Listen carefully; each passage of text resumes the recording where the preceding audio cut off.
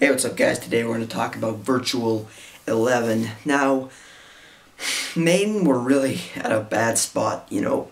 The X Factor for me was a complete fucking masterpiece. But already by that time, metal was dead. Maiden were leading this charge. We're trying to kind of just keep metal alive, but either bands had either just broke up or they had, you know, say Metallica, Megadeth, you know, all these... You know, the Big Four of thrash, take for example, they had already crossed over into a more mainstream sound.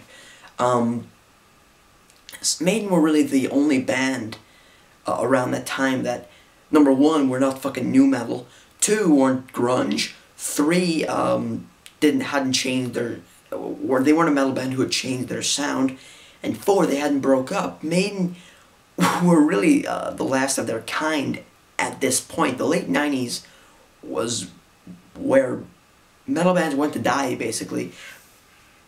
But even then, even at this low point, Maiden had to fucking, even to make money off a tour, which they were acclaimed to fucking small-ass audiences, they had to do it with the 1998 FIFA World Cup. They had to release a video game. They had to do a bunch of other shit to make money, which is kind of sad considering Bruce was fired. Because, you know, let me just get into it. The artwork, first of all, done by Melvin Grant, it's fantastic. Yes, you know, they had to kind of, you know, put the artwork into a 1998 FIFA World Cup to, you know, get the two connected, and the booklet's full of artwork from the Ed Hunter video game. It's still a great piece of artwork, you know, it's really cool. Virtual 11 with the cool little, you know, sign. It's really cool. I actually like the artwork a lot. The production, once again, done by Nigel Green and Steve Harris, sounds a lot better than X Factor. Everything's louder, the quieter bits, which there are less of on this album, do come out more. The guitar sound is great, the drumming, I can't hear as much as on the previous release, but it's still good. And Blaze sounds fantastic. So the production, no gripes. Nigel Green, Steve Harris, done a great job. The vocals are way better. I think Blaze was starting to find his voice on here. There's still a couple of times when you think, okay, he can sing that better now. But overall, he really did find his voice on Virtual 11, which I really enjoy. Como Esta Amigos especially, which he co-wrote, I believe, with Yannick, is a fantastic song. It's a vocal performance for Blaze. It's just a vocal performance. I mean, the instruments and the music is good, but it's really just to show off how beautifully Blaze can sing. It's really a beautiful track. So the vocals are great. The instrumentation also is fantastic. I mean, just everyone seems in top form. You know, even though bad things were happening at that time, but still, you know, they do sound great. You know, Nico still sounds fantastic. Yannick and Dave, yes, they sound great together. Yannick really shined on the X Factor in Virtual 11. You know, it's like after No Prayer for the Dying, Fear the Dark, where he was kind of, you know, there, and you were just, okay, Yannick, yeah, we want Adrian Smith. Now it's like, yes, Yannick, yes, brilliant. Fuck you, Adrian. You know, Yannick, yes, motherfucker, yes.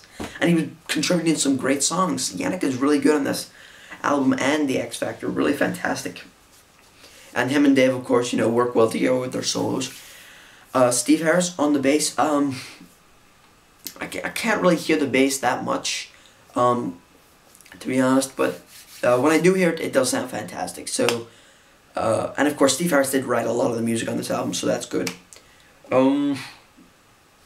Yeah, so the instrumentation overall is pretty good. The writing is pretty much fantastic. It's great, you know, highlights. Really, actually, it's quite surprising. Future Real, which I think Blaze and Harris, I believe also Yannick worked on, sounds great. You know, it's Maiden's shortest song, not counting instrumentals. It's their shortest song. Shortest straw, yeah. It's their shortest song to date, just under the 3-minute mark. But it works, you know, they're not trying to extend the song anyway. It sounds just perfect the way it is. It's fast, it's reminiscent of Be Quick or Be Dead. You know, it's fast, it's furious. The lyrics, you know, that they're about the future and all, which is, you know, this is great. But the chorus is catchy as fuck. Yeah, and the solos, of course, are great. You know, Yannick and Dave, brilliant. So yeah, Future is a great track. It doesn't go over long. It's great that way. Of course, the album does give off longer tracks, which is really surprising. The X Factor, people think, started this whole progressive wave of Maiden, but really only Sign of the Cross and The Unbeliever are really long songs. The rest of the album is pretty much 5-6 minute songs, which Maiden had done before. You know, so this album is really where Maiden started to compose longer songs. Let's not talk about The Angel and the Gambler. The Angel and the Gambler is not an epic at all. It is the Saint Anger. It's a Saint Anger song. The reason I say that is because songs on Saint Anger, if you're not, you know, Metallica, Saint Anger, are songs that have basically been put on repeat for about 3 or 4 times. Even the radio edit is a bit. There's a good song inside this song. But on its own, it's way too repetitive.